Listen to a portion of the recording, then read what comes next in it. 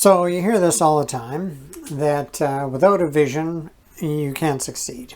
And you wonder why that's true, right? Why is it that people continue to say that, and it tends to be, has that ring of truth to it?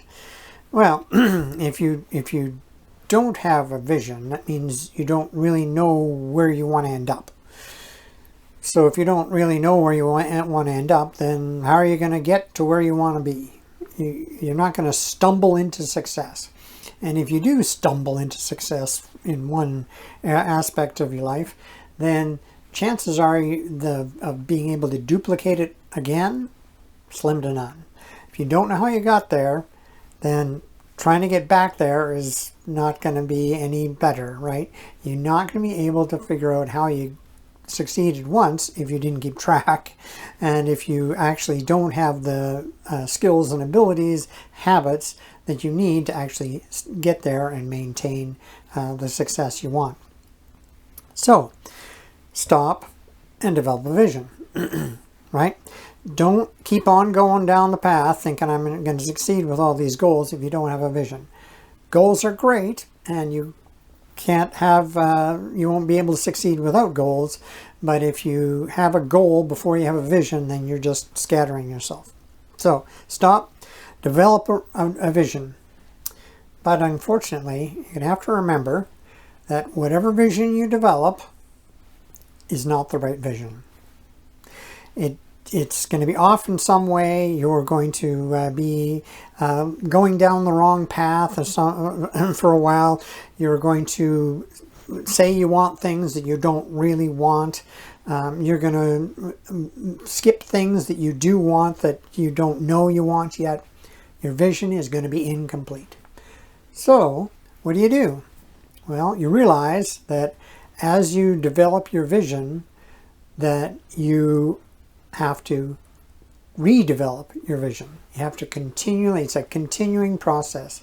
In software development, it would be incremental improvements, right? That you make the code, write the code once, and then you look at it and you go, oh, I could do it better, and you write it again. Oh, I can do it better, you can write it again.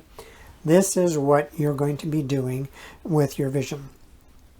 So, the other problem people have is they're very focused, very one-dimensional. My vision is I want to be a millionaire. Well, if you want to be a millionaire, that's great, but what about your marriage? What about your spiritual life, if you have one? What about your health?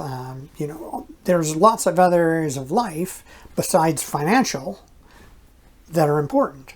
So, if you just go for the financial, then you end up like many people who just go for the financial, and their marriages breaks up, they get sick, they die quickly, they have bad health outcomes because they work too hard, they don't take time to actually develop their life, they just get there.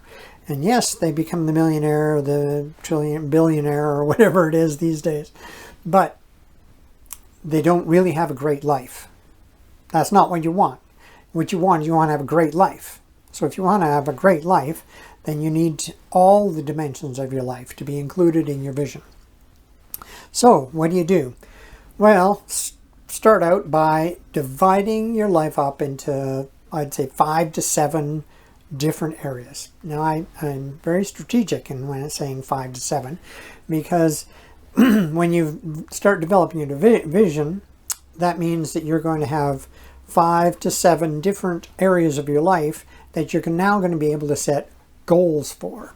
And it's shown that you can have between 5 and 7 goals and be able to actually work on them and improve on them.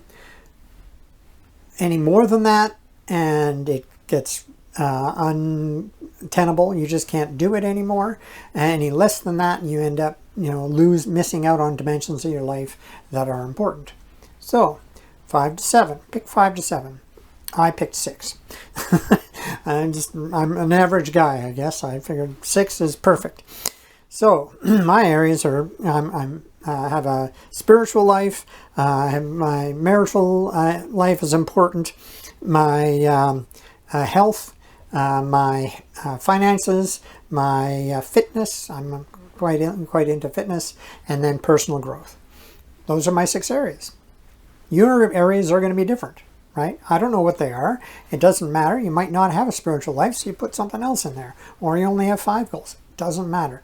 The point is that you need to have between 5 and 7 and figure it out. Once you've got your goals, or once you've got your areas of life, 5 to 7 of them, then spend the time and write a 1,000-page essay on each one. It's not that difficult. 1,000 words is about 2 pages in a normal journal. So write 2 pages of what your marital life should look like in your perfect world.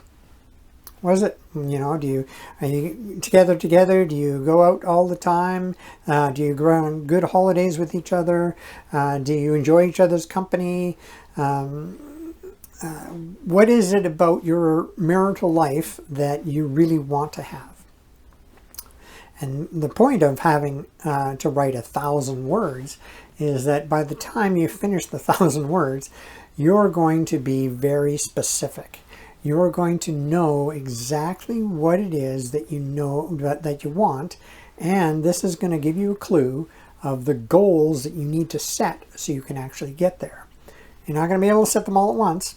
Don't worry about that. That's not the point. The point is that you will have an idea of where you want to go, which is what the vision is, right? Remember, it's an incremental improvement. You're going to slowly change it over time, but you have to start somewhere. And you have to start working on it somehow, because otherwise you don't know if that's actually what you want. So write out 1,000 words. It'll force you to be very specific about what it is that you want and give you an idea of what you actually have to work on. And once you've got what you need to work on, that's going to be your set of goals, right? And that's goals are what we're going to be talking about on the next video. We'll see you then.